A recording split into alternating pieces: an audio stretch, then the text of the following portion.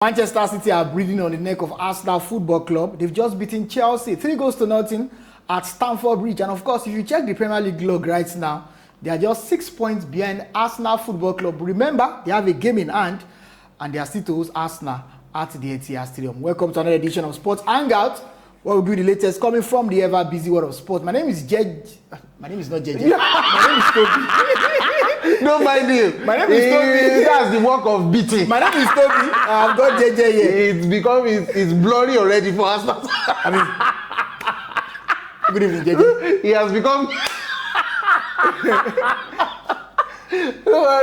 Don't be confused. He's an Arsenal fan. I'm not. I'm just using. It's just this one. He's JJ now. So my name is Toby. I'm not JJ. I can't be JJ. This is JJ. My name is Toby. I'm JJ. Always okay. JJ. Let's talk about today's game. Arsenal lost yesterday shockingly to Bournemouth. Nobody saw that coming, but they lost by a goal to 2 at the Emirates Stadium, and so many Arsenal fans were supporting Chelsea in today's game against Manchester City. But in the first half, of course, goalless in the first half, maybe gave Arsenal false hope. And then in the second half, Manchester City came out blazing against Chelsea. It ended 3-0 at Stamford Bridge. I mean, right now, just like I said the other time, the league log is it's not looking good for Arsenal Football Club because Manchester City, they are closing in on Arsenal. Just 6 points separate the two teams. Remember, City, they have a game in hand and they are going to host Arsenal at the Etihad Stadium this Sunday. JJ, let's talk about what happened today. Chelsea, what went wrong with Chelsea? In the first half, they were compact. We thought that they were going to probably pull an upset against Manchester City, but as soon as the second half started, City were just all over the pitch. Well, I think first thing first, I saw it coming that Bournemouth were going to beat Arsenal because I predicted it here. And for Manchester City, Chelsea, it's not a surprise for me because I said actually they were going to beat Chelsea 3-1. And that was because I've studied the Manchester City team. And over the years too, especially with the impact and input of Pep Guardiola, and he has still got some players in that team that have won the league multiple times. So you are talking about experience, and quite rightly, statistically, the month of May has been, April has been the best month in Pep Guardiola's managerial career in the Premier League. He's got the most win in April, while for Mikel Arteta, it's the worst month of his managerial career in Premier League record. So you look at things like that, and the way with which Pep Guardiola has masterminded the wins over Arsenal in the final and Liverpool in the quarterfinal of these are cup competitions, and the way he's masterminded those wins, he's shown repeatedly that he's a manager, astute manager. He's got experience, he's got tactics. When things looks like they're going tough, he can always conjure up a win. And yes, the motivation now is for Manchester City because they've smelt blood and they see that Arsenal are up for grabs. And yes, currently there's just about 6 points in between them, with City having a game in hand. These sort of things, we keep giving them the motivation, the spur to always find a way to.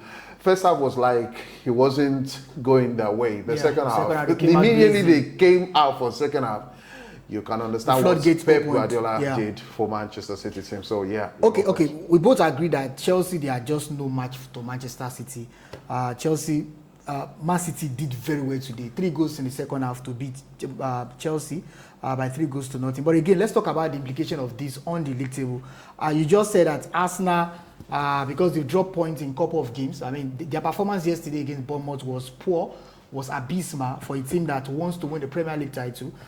You can't even defend that kind of performance. I mean, that was awful. That was abysmal coming from Arsenal. It was a Tottenham-esque type of performance. It wasn't a champion-esque type of performance. Now, but just like I said at that time, the implication on the league table is that because of Manchester City win over Chelsea, it's just 6 points behind Arsenal Football Club. With City having a game, they have a game in hand, and that game in hand is against Crystal Palace. Win and it's 3 points. And then they are playing against Arsenal. And Arsenal, that's the 3 points cancelled. So of course, Arsenal do have a better goal difference, but of course, if City beat Arsenal maybe 3-0, that goal difference could just be off. And Man City will top Arsenal. Of course, as Man City have definitely as early as so next. They've got better head to head record. Okay, JJ, City will host Arsenal. You know, we are still going to do our preview before the weekend, but City will host Arsenal next at the Etihad Stadium. Now, for Arsenal, they have a game on Wednesday, the Champions League game against Sporting CP. Yeah. Now, because Arsenal have not been impressive in recent times, I'm very sure they are going to take that game seriously. Yes. And they're playing at 2. Yes, they beat Sporting CP in the first leg, so they are going to play a game before they face Manchester City. Yes. How do you think this will affect Arsenal? Or do you think that it could spur Arsenal to beat Manchester City, or do you think fatigue will set in? Because they are playing. Man City, they are going to have 1 week rest. Yes, fatigue is setting in quite early. But I think what Arsenal do need right now is they can't afford more complacency. Now, I was saying it over the week at the preview then that if Arsenal, any point drops for Arsenal now is going to be massive. They didn't just drop a point. They lost 3 points. They lost all 3 points. Now they've got to be careful in managing their players, of course. Now, we thought they had squad depth, but on Saturday, it showed evidently that that depth wasn't enough. The quality in that depth wasn't good enough because, I mean, Lewis Kelly, he showed that he was just a young star and with inexperience because... But that guy's been linked to a move to Man United. I don't know. He was to where? Man United. I don't know if you are reading...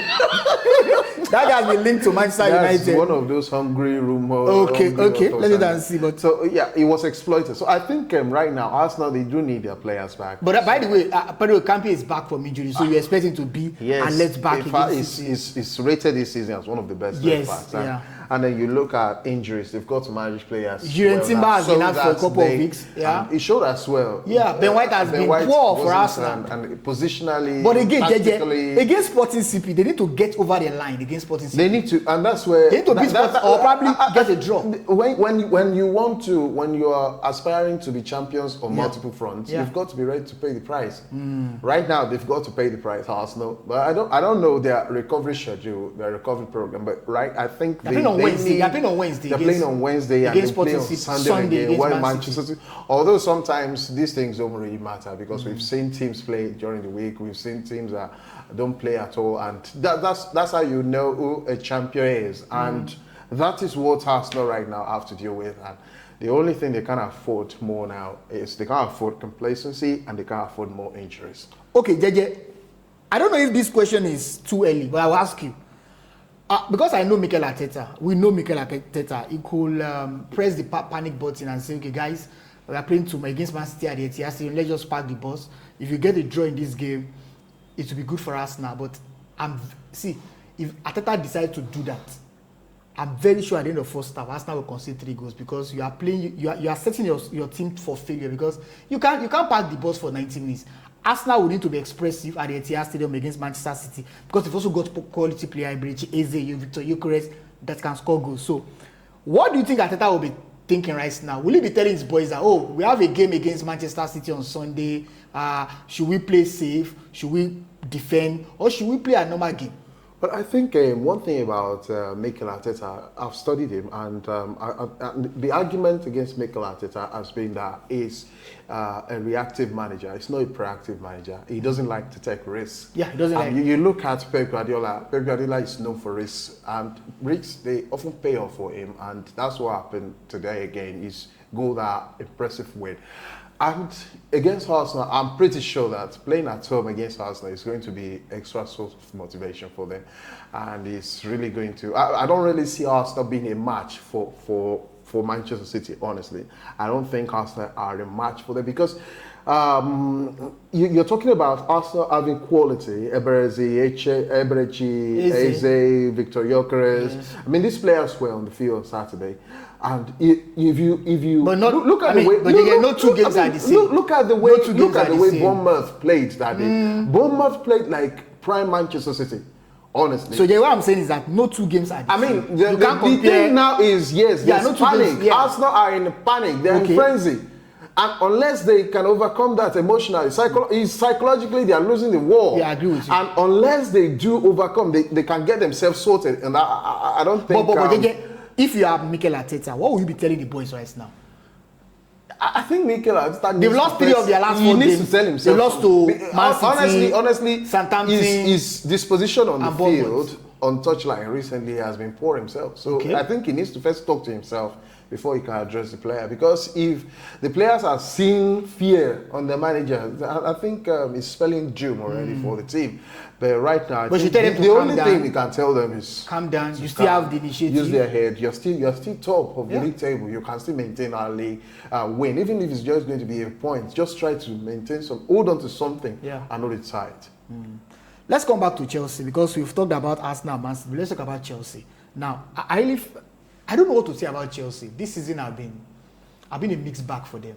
They started with winning the Club World Cup under Enzo Maresca, world champion, and then the Premier League games, they started dropping points at home against mid-table teams, and then they sacked Enzo Maresca, brought in Liam Rossinier. So people even call Liam Rossinier a tech boy, tech guy, just like a tech person. But again, Chelsea have been very poor under Liam Rossinier in recent times, and today's game against Manchester City I don't even have the word to describe the performance of Chelsea against Manchester City. Now, their target is to finish in the top 5. Now, unfortunately for Chelsea, it doesn't get easier for them. They're playing against Manchester United next week, and then they're still going to play against Tottenham Hotspur. They're playing against Liverpool. Those are the tough games for them, remaining tough games. These are tough games for Chelsea.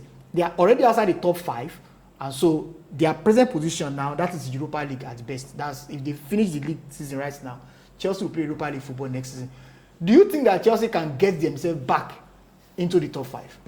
Well, I think one thing about Chelsea now is they started well under Liam Rossinier, to be honest. But I said it then. I said teams haven't found him out, and they will soon find him out because. But it's too early to even find him. Relatively, he was inexperienced coming into the Premier League from the French League. It was coming to a team that was unstable. Yes, he managed to stabilize them for a couple of weeks, a couple of games, especially games against the mid-tables. But now he's struggling against both mid and the big guns. And if that continues, I think they are even on the verge of missing out on Europa League. Because right now there's 4-point gap between them and Liverpool.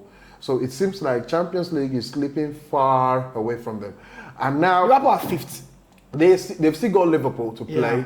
And Tottenham Hotspur lose against Liverpool, that's 8 points gap again. points. If they have not even lost to Manchester United before then. We could say Tottenham, yes, Tottenham like maybe they are a dead rubber already. They can find a way. They've always found it relatively easy against Tottenham before. So they could get a nick over Tottenham. But I think that team right now, honestly, they can't just wait for the season to end. But I've always maintained that Tottenham, Chelsea, you look at their back line, there's no experience. They have Fofana. How old is Fofana? How many games have he played? How many games has he played, rather? Marco Kurela is there. Marco Kurela came from that's Brighton. No experience. Oh, this he came from Brighton. He has Premier League experience. Oh, come on now. Spanish international. Oh, come on.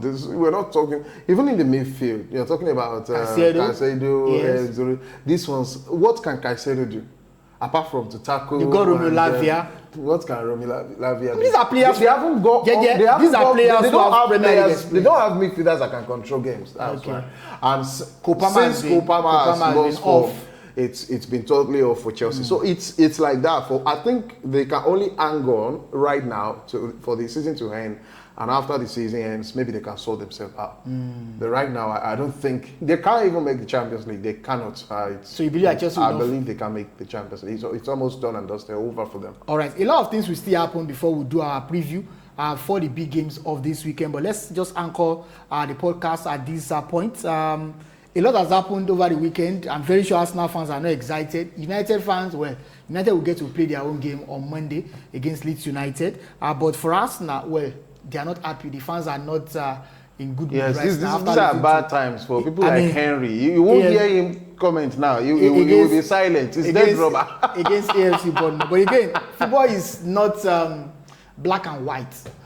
Anything is possible in football. I mean, that's football. It comes with a lot of magic. I've said it about 2 months ago that Arsenal aren't winning this league, and I still maintain that. Okay. Come the end of the season, Manchester City are winning this league. All right, let's wait and see what happens at the end of the season. Yeah. Well, until next time that we are going to meet, I remain Toby. And I'm JJ. Please, right now, try to support teams that win, teams that won't give you tension, teams that are not on the edge of falling off, like this How can you be supporting a team that their logo is gone? When the gun enters water, and that's what... I'm JJ. Please don't forget to like, subscribe, and comment, engage our posts, follow our pages on social media, and we'll be glad to hear from you and to serve you more content. Until then, thank you. Bye.